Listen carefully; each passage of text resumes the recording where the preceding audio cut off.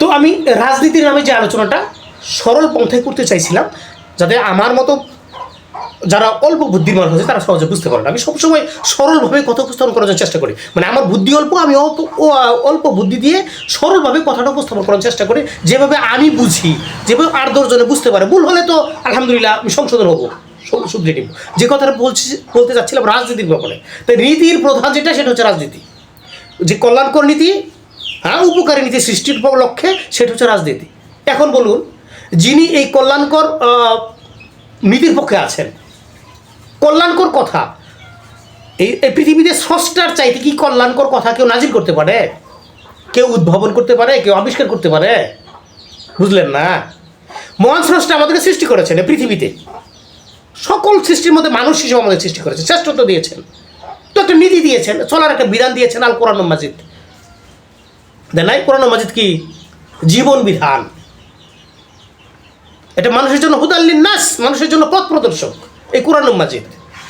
তো এই কোরআন মাজিদ মানুষের পথ প্রদর্শক। এখানে যত নীতি আর আদর্শ আছে, কারণ আল্লাহ রাব্বুল আলামিন বলেছেন এই কোরআন মাজিদ উপদেশে ভরপুর।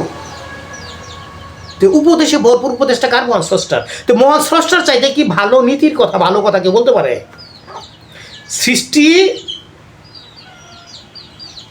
এত জ্ঞান গরিমার অধিকারী যে পৃথিবীতে হয়, কিসে হয়? এটা স্রষ্টার দানে হয়। বুঝতে পারলেন না? স্রষ্টার দানেই তো আমরা অনেক কিছু পেয়ে থাকি, নাচ দিয়ে মতো ভোগ করতেছি, এরকম জীবনযাপন করি, এরকম না? একটা বিষয় খেয়াল করুন তো, স্রষ্টার যে নীতি নৈতিকতা আমাদেরকে দিলেন জীবনযাপনের জন্য, এর চাইতে কি, আর একবার বলছি, এর চাইতে কি ভালো নীতি নৈতিকতা মানুষ সৃষ্টি আবিষ্কার করতে পারবে, বানাইতে পারবে? অবশ্যই না, স্রষ্টাই শ্রেষ্ঠ। তো এখন বলছেন স্রষ্টা জীবনযাপনের জন্য যে জীবন বিধান দিলেন, সেই জীবনযাপন করতে হবে সেই জীবন বিধান মাফিক আমাকে আপনাকে। তো এই স্রষ্টার সৃষ্টি হিসেবে, স্রষ্টার শ্রেষ্ঠ সৃষ্টি হিসেবে আমরা তার নীতি অনুসরণ করবো। তো এইটি হচ্ছে প্রধান রাজনীতি, নীতির প্রধান যেটা, এটা তো স্রষ্টার নীতি প্রধান। তো স্রষ্টার নীতির পক্ষে থেকে, স্রষ্টার নীতির পক্ষের গুণগান গাওয়া, স্রষ্টার নীতির পক্ষে চলা, আরেকজনকে চালানো, আহ্বানকারী হওয়া, এর চাইতে শ্রেষ্ঠ কাজ হইতে পারে? এখন এটা কোথায় চাইবে বলেন? স্রষ্টার কালামুল্লাহ শরীফ যে আছে, কালাম কোরআন মাজিদ, হ্যাঁ, এই কালামে পাক তিলাওয়াত করবে, পড়বে, হ্যাঁ, আবৃত্তি করবে, নিজে করবে, ও জনসমাবেশ হোক বা অল্প সংখ্যক বেশি সংখ্যক মানুষের মধ্যে করবে, করে তো স্রষ্টার কথাটা জানিয়ে দিবে। এই নীতির পক্ষে সমর্থন চাইবে, সাপোর্ট চাইবে। সমর্থন সাপোর্ট বুঝেন না?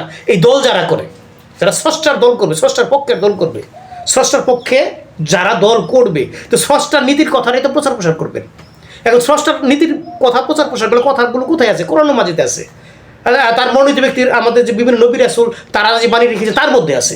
তো এই কোরআন মাজিদ বা হাদিস গ্রন্থ বলি, কোরআন মাজিদ বলি, এগুলো পাঠ করে, পড়ে, তেলাওয়াত করে মানুষকে শোনায়, তারপরে সুন্দর শ্রেষ্ঠ কথার পক্ষে মানুষকে আহ্বান করে তোমরা এই পথে আসো। এটা আপনাকে সমর্থন যে কোনো প্রকারের ভোটের ক্ষেত্রে, যে ভোট বলেন, ভোট সমর্থন চাই না, ভোটের দ্বারা সমর্থন হয় না। যে আপনি ভোট দেন এই দলের মধ্যে ভোট দিলে স্রষ্টার নীতি নৈতিকতা বাস্তবায়ন সহজ করেন, আপনি অংশীদার থাকেন, আমরা এটা যাতে পরকালের সহজ হিসাব মহান স্রষ্টার সন্তুষ্টি আমরা লাভ করতে পারি, এই নীতি অবলম্বন করতে বলা হয়, আহ্বান করা হয়। এটা কি মন্দ হয় নাকি বলেন? এটা আমরা কেমন বেকুব? এখন যদি বলি যে না, কোরআন তেলাওয়াত করে সমর্থন চাওয়া যাবে না, ভোট চাওয়া যাবে না, মসজিদে মিম্বারে বসে ওয়াজ নসিহত করে ভোট চাওয়া যাবে না, সভা সমাবেশ করে ভোট চাওয়া যাবে না, বিভিন্ন ধার্মিক বা ধর্মীয় অনুষ্ঠান, বিভিন্ন ধার্মিক ব্যক্তি ধর্মীয় অনুষ্ঠান আদি সাজ সরঞ্জাম দিয়ে আঞ্জাম করে স্রষ্টার নীতির পক্ষে কথা বলা যাবে না, কথা বলে ভোট চাওয়া যাবে না, সমর্থন চাওয়া যাবে না, এটা কি বুদ্ধিমানের কাজ হয়? বলেন, বুদ্ধিমানের কাজ হয়?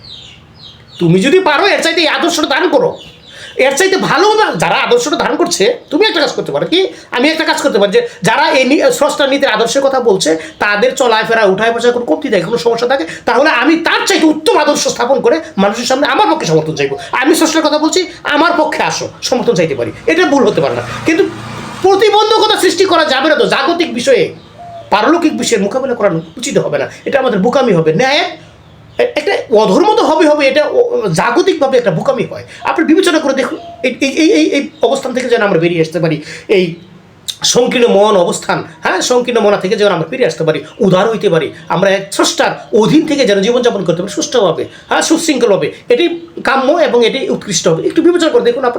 আমি উপস্থাপন করার চেষ্টা করলাম অল্পভাবে।